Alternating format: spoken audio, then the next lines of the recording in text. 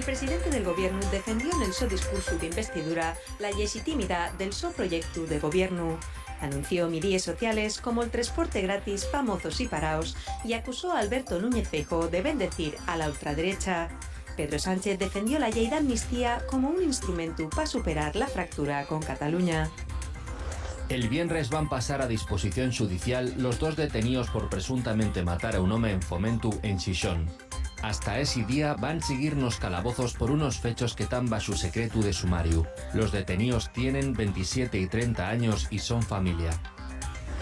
Arcelor está construyendo en Avilés el su primer atomizador a escala industrial para producir acero en polvo. El material emplégase en sectores como la automoción y la impresión en 3D. Y una nueva unidad de negocio en la que van a trabajar entre 20 y 30 personas. En Xineru empieza la subproducción. Volotea va a tener el año que viene les 17 líneas que operen anguaño en el aeropuerto asturiano.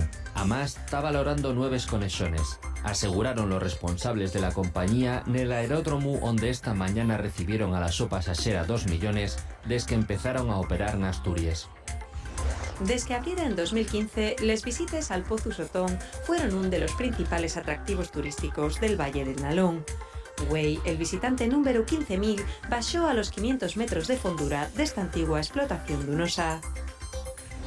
Ya pueden contemplarse las últimas obras premiadas en el Certamen Nacional de Arte de Chuarca. Son 18 obras escollidas de entre les 178 presentaes. Los 3 artistas ganadores son asturianos y les sos creaciones van poder visitarse en la sala de exposiciones de la Casa de Cultura hasta el próximo 15 de xineru.